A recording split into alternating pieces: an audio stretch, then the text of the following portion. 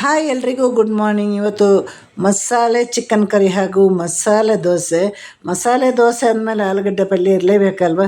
ಆದರೆ ನಾನು ಆಲೂಗಡ್ಡೆ ಪಲ್ಯ ಮಾಡಲಿಲ್ಲ, ಮಸಾಲೆ ಚಿಕನ್ ಕರಿ ಮಾಡಿದೆ. ಹಾಗೆ ಸ್ವಲ್ಪ ಬೆಳಿಗ್ಗೆ ನಾನ್ ವೆಜ್ ತಿನ್ನೋದವರಿಗೆ ಗ್ರೀನ್ ಪುದೀನ ಚಟ್ನಿ, ತೆಂಗಿನ ತುರಿ ಎಲ್ಲ ಹಾಕಿ ಪುದೀನ ಚಟ್ನಿ ಮಾಡಿದೆ. ಮಸಾಲೆ ದೋಸೆ ಇದು ಇವಾಗ ಇಲ್ಲಿ ಮೇಯ್ನ್ ನಾನು ತೋರಿಸ್ತಾ ಇರೋದು ದೋಸೆ ಅಲ್ಲ, ಇಲ್ಲಿ ನಾನು ಮಸಾಲೆ ಚಿಕನ್ ಕರಿ ಹೇಗೆ ಮಾಡಿದ್ದೇನೆ ಅಂತ ನಿಮಗೆ ನಾನು ಹೇಳ್ತೇನೆ. ದೋಸೆ ಒಂದು ಸೈಡಿಗೆ ಇರಲಿ, ಮಸಾಲೆ ದೋಸೆ ಮಾಡೋದು ಎಲ್ರಿಗೂ ಗೊತ್ತಲ್ವ. ನಾವು ಮಸಾಲೆ ದೋಸೆ ಎಲ್ಲ ಮಾಡಿದರೆ ತುಂಬ ಒಂದು ಏನು ಗರಿಗರಿಯಾಗಿ ಬರುತ್ತೆ. ಅದೆಲ್ಲ ಒಂದಿನ ಹೇಳ್ಕೊಡ್ತೇನೆ. ಇವತ್ತು ಬೆಳಗಿನ ತಿಂಡಿ ಮಸಾಲೆ ಚಿಕನ್ ಕರಿ ಹಾಗೂ ಮಸಾಲೆ ದೋಸೆ. ಇವಾಗ ನಾನು ಮನೆ ಒಳಗಡೆ ಅಲ್ವಾ ಜಾಸ್ತಿ ವೀಡಿಯೋ ಎಲ್ಲ ಮಾಡ್ತಾ ಇದ್ದಿದ್ದು. ಇವತ್ತು ನನಗೆ ನಮ್ಮ ಗಾರ್ಡನ್ ಇದೆ, ಟೆರೆಸ್ ಮೇಲೆ ಗಾರ್ಡನ್ ಮಾಡಿದ್ದೇವೆ, ಅದರಲ್ಲೇ ಒಂದು ವೀಡಿಯೋ ಮಾಡಿದರೆ ಹೇಗೆ ಅಂತ ಅನ್ನಿಸ್ತು. ಹಾಗೆ ಬೆಳಿಗ್ಗೆನೇ ಸ್ವಲ್ಪ ಬೇಗನೆ ಎದ್ದು ವೀಡಿಯೋ ಮಾಡಲಿಕ್ಕೆ ಗಾರ್ಡನ್ ಹತ್ರ ಹೋದೆ. ಆದರೆ ಈಗ 1.5 ತಿಂಗಳಿಂದ ಅದು ಹೇಗೆ ಮಲ್ಲಿಗೆ ಹೂ ಬಿಡ್ತಾ ಇದೆ ಅಂದರೆ ತುಂಬಾ ಬಿಡ್ತಾ ಇದೆ. ಹಾಗೆ ದೇವರು ಕೊಟ್ಟ ಒಂದು ಕೊಡುಗೆಯನ್ನು ಮತ್ತೆ ಅದು ದೇವರಿಗೆ ಅರ್ಪಿಸೋಣ ಅಂತ. ಹಾಗೆ ನಾನಿವತ್ತು ಬೆಳಿಗ್ಗೆ ಚಿಕನ್ ಮುಟ್ತಾ ಇದ್ದೇನೆ ಅಲ್ವ, ಅದಕ್ಕೆ ಮೊದಲು ಅದೆಲ್ಲ ಮುಟ್ಟೋ ಮೊದಲು ನಮ್ಮ ಹೂವನ್ನೆಲ್ಲ ಸರಿಯಾಗಿ ಎಷ್ಟು ಹೂ ಬಿಟ್ಟಿದೆ ಅದನ್ನೆಲ್ಲ ಕೊಯ್ದು ಪೂಜಾ ರೂಮಲ್ಲಿ ಇಟ್ಟು ಬಿಟ್ಟರೆ ಇವರೆಲ್ಲ ಪೂಜಾ ರೂಮಲ್ಲಿ ಪೂಜೆ ಮಾಡ್ತಾರೆ. ಹಾಗೆ ತುಂಬ ಮಲ್ಲಿಗೆ ಬಿಟ್ಟಿದೆ ಇವತ್ತು. ಹಾಗೆ ನಾನಿವಾಗ ಅದು ಎಷ್ಟು ಗಾರ್ಡನ್ ಹತ್ರ ಹೋದ್ರೇ ಬಹಳ ಸ್ಮೆಲ್. ಇಲ್ಲಿ ಎಷ್ಟು ಜಾತಿಯ ಮಲ್ಲಿಗೆ ಇದೆ ಅಂದರೆ ಈ ಎರವಂತಿಗೆ ಅಂದರೆ ಡಬಲ್ ಮಲ್ಲಿಗೆ ಇದೆ, 7 ಸುತ್ತಿನ ಮಲ್ಲಿಗೆ ಇದೆ, ಮಾಮೂಲಿ ದುಂಡು ಮಲ್ಲಿಗೆ ಇದೆ, ಮಂಗಳೂರು ಮಲ್ಲಿಗೆ ಕೂಡ ಇದೆ, ಮತ್ತು ಹಾಗೆ ನಮ್ಮ ಒಂದು ಮಳ್ಳೆ ಹೂವು ಇದೆ ಅಲ್ವ ಅದು ಕೂಡ ಇದೆ, ಜಾಜಿ ಇದೆ. ಎಲ್ಲ ಕೂಡ ನಾನು ಟ್ಯಾರಿಸಲ್ಲಿ ಮಾಡಿದ್ದೇನೆ. ಒಂದು ಸಲ ಗಾರ್ಡನ್ ಮಾಡಿದೆಲ್ಲ ಹಾಳಾಗೋಯಿತು. ಹಾಳಾಗೋಗಿದಂದರೆ ಲೀಕೇಜ್ ಬಂತು ಅಂತ ತೆಗೆದಿದ್ದು. ಮತ್ತು ಇದು 2ನೇ ಸಲ ಅಲ್ಲಲ್ಲಿ ಪಾಟ್ ಇಟ್ಟು ನಾನೇ ಇಟ್ಟಿರೋದು. ತುಂಬ ಚೆನ್ನಾಗಿ ಬರ್ತಾ ಇದೆ, ಹೂ ಬಿಡ್ತಾ ಇದೆ. ಆದರೆ ಇನ್ನೂ ಅದಕ್ಕೆ ಗೊಬ್ಬರ ಎಲ್ಲ ಹಾಕಿದರೆ ಸೂಪರಾಗಿ ಬರ್ತಾಯಿತ್ತು. ಅದಕ್ಕೆಲ್ಲ ಇನ್ನೂ ಟೈಮ್ ಬಂದಿಲ್ಲ, ಗೊಬ್ಬರ ಎಲ್ಲ ಹಾಕಬೇಕು. ಇದೆಲ್ಲ ಜಾಜಿ ನೋಡಿ. ಹಾಗೆ ಮೊದಲು ನಾನು ವೀಡಿಯೋ ಮಾಡುವ ಮೊದಲು ಇದನ್ನೆಲ್ಲ ಕೊಯ್ದು ಪೂಜಾ ರೂಮಲ್ಲಿ ಇಟ್ಟುಬಿಡೋಣ ಅಂತ. ಮತ್ತು ಚಿಕನ್ ಮುಟ್ಟಿದ ಮೇಲೆ ನನಗದೆಷ್ಟು ಮನಸ್ಸಿಗೆ ಸಮಾಧಾನ ಇಲ್ಲ. ನಾನಂಥ ದೊಡ್ಡ ದೈವ ಭಕ್ತೇನಲ್ಲ, ಆದರೆ ಬೇಡ ಅಲ್ವಾ, ನಮ್ಮ ಒಂದು ಹಿಂದೂ ಸಂಸ್ಕೃತಿಯ ಪ್ರಕಾರ ಹಾಗೆಲ್ಲ ಮಾಡಬಾರ್ದು. ಹಾಗಾಗಿ ಮೊದಲು ಅದನ್ನೆಲ್ಲ ಕೊಯ್ದು ಪೂಜಾ ರೂಮಲ್ಲಿ ಇಟ್ಟು ಮತ್ತೆ ನಾನು ನಮ್ಮ ವೀಡಿಯೋಗೆ ಶುರು ಮಾಡೋಣ ಅಂತ. ಅದರಲ್ಲಿ ದಾಸವಾಳದ ಗಿಡ ಇದೆ, ಒಂದು 5-6 ಗಿಡ ದಾಸವಾಳ ಇದೆ. ಮೊದಲು ತುಂಬ ಇತ್ತು, ಅದು ನನಗೆ ಗೊತ್ತಿಲ್ಲದೆಲ್ಲ ಕಿತ್ತು ಬಿಸಾಕಿದ್ದು. ಅದು ಹೂ ಬಿಡ್ತಾ ಇಲ್ಲ ಅಂದರೆ ನೋಡಿದರೆ ಒಂದು ಸೀಸನಲ್ಲಿ ಅದು ಹೂ ಬಿಡೋದಿಲ್ಲ, ಅದು ಗೊತ್ತಿರಲಿಲ್ಲ ನನಗೆ. ನಾನು ಕಿತ್ತು ಬಿಸಾಕಿ ಈಗ ಮತ್ತೆ ನಾನು ನೆಟ್ಟಿದ್ದೇನೆ ದಾಸವಾಳದ ಗಿಡ ಎಲ್ಲ. ಹಾಗೆ ಈಗ ಇನ್ನೊಂದು 15 ದಿವಸ ಮಲ್ಲಿಗೆ ಆಗ್ಬೋದು, ಮತ್ತೆ ಸೀಸನ್ ಮುಗೀತಾ ಬಂತಲ್ವ. ಸಾಕಷ್ಟು ಮಲ್ಲಿಗೆ ನಮಗೆ ಈ ಸಲ ಸಿಕ್ಕಿದೆ.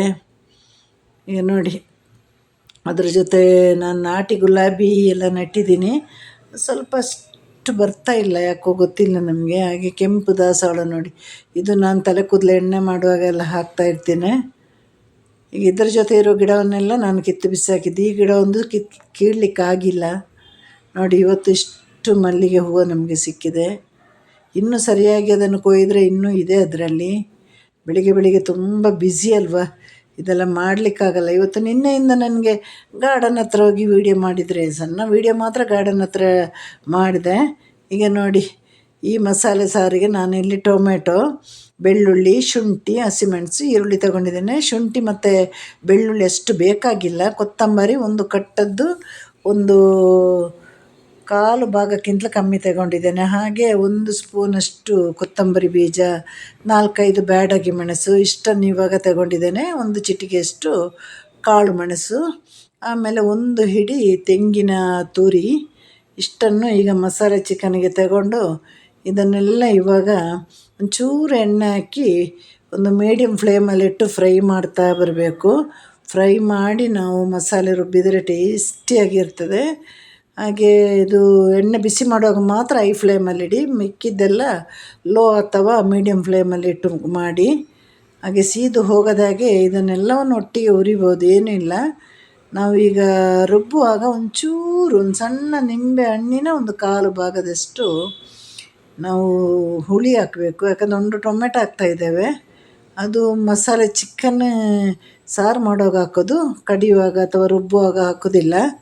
ಇವಾಗ ನೋಡಿ ನಮ್ಮದು ಫ್ರೈ ಆಗ್ತಾ ಬಂತು, ಸ್ವಲ್ಪ ರೆಡ್ ಕಲರ್ ಬರಬೇಕು ನಮ್ಮ ತೆಂಗಿನ ತುರಿ, ಅಷ್ಟೊತ್ತಿಗೆ ಸ್ಟವ್ನ ಆಫ್ ಮಾಡ್ಬೋದು. ಈಗ ಚಿಕನೆಲ್ಲ ಚೆನ್ನಾಗಿ ತೊಳೆದು ಅದಕ್ಕೆ ಅರಿಶಿನ ಬೆರೆಸಿಡ್ಬೋದು. ಆಗ ಅಲ್ಲಿ ಮಸಾಲೆ ರುಬ್ಬುವಾಗ ಅದು ಚೆನ್ನಾಗಿ ಅರಿಶಿಣವನ್ನು ಹೀರ್ಕೊಂಡಿರ್ತದಲ್ವ. ಯಾಕಂದ್ರೆ ನಾನ್ ವೆಜ್ಜಿಗೆ ನಾವು ಒಂಚೂರು ಅರಿಶಿನ ಜಾಸ್ತಿ ಆದರೂ ಕಷ್ಟ, ಕಮ್ಮಿ ಆದರೂ ಕಷ್ಟ. ಹಾಗಾಗಿ ಅರಿಶಿನ ಮಿಕ್ಸ್ ಮಾಡಿ ಒಂದು 15-20 ನಿಮಿಷ ಇಡಲೇಬೇಕು ನೀವು. ಒಂದೊಂದೇ ಚಿಕನ್ ಪೀಸನ್ನು ತೊಳೆದು ಮತ್ತೆ ಒಂದು 2-3 ಬಾರಿ ಒಟ್ಟಿಗೆ ತೊಳೆದು ಹಿಂಡಿ ಇಟ್ಟು ಅರಿಶಿನ ಪುಡಿ ಹಾಕಿ ಇಟ್ಟರೆ ಸಾಕು. ಎಲ್ಲೋ ಸುಲಭದಲ್ಲೇ ಆಗುವಂಥ ಕೆಲಸ, ಟೇಸ್ಟಿಯಾಗಿರುತ್ತೆ. ನಾವು ಏನು ಅಡುಗೆ ಮಾಡೋದು ಎಷ್ಟು ಮಾಡ್ತೀವಿ ಅಂತ ಲೆಕ್ಕ ಅಲ್ಲ, ಮಾಡೋದನ್ನು ಕ್ಲೀನಾಗಿ ರುಚಿಯಾಗಿ ಮಾಡಿದರೆ ಎಲ್ಲರೂ ಸಮಾಧಾನದಲ್ಲಿ ತಿಂದು ಹೋಗ್ತಾರಲ್ವ. ಹಾಗೆ ನಂದೀಗ ಕಡ್ದದ್ದು ಕೂಡ ಆಯಿತು, ರುಬ್ಬಿದ್ದು. ರುಬ್ಬುವಾಗ ನಾನು ಇನ್ನೇನು ಹಾಕಿರಲಿಲ್ಲ, ಅಷ್ಟು ಮಸಾಲೆಗೆ ಸ್ವಲ್ಪ ಹುಣಸೆ ಹಣ್ಣು ಹಾಕಿದ್ದೇನೆ.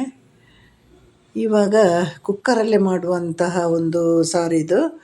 ಒಂದು 3/4 ಸ್ಪೂನು 1 ಸ್ಪೂನಷ್ಟು ಎಣ್ಣೆ ಹಾಕಿ, ಎಣ್ಣೆ ಬಿಸಿ ಆದಮೇಲೆ ನಿಮ್ಮ ನೀರುಳ್ಳಿ, ಟೊಮೆಟೊ, ಹಸಿಮೆಣಸಿನಕಾಯಿ 4 ಎಲ್ಲವನ್ನು ಹಾಕಿದ್ದೇನೆ. ಒಂದು ಚಿಕ್ಕ ಟೊಮೆಟೊ, ಒಂದು ಚಿಕ್ಕ ನೀರುಳ್ಳಿ, 4-5 ಹಸಿಮೆಣಸಿನಕಾಯಿನ ಕಟ್ ಮಾಡಿ ಇದು ಫ್ರೈ ಮಾಡಿ, ಅರ್ಧ ಕೆಂಪು ಬಣ್ಣ ಬರುವವರೆಗೆ ಫ್ರೈ ಮಾಡಿ ಚೆನ್ನಾಗಿ.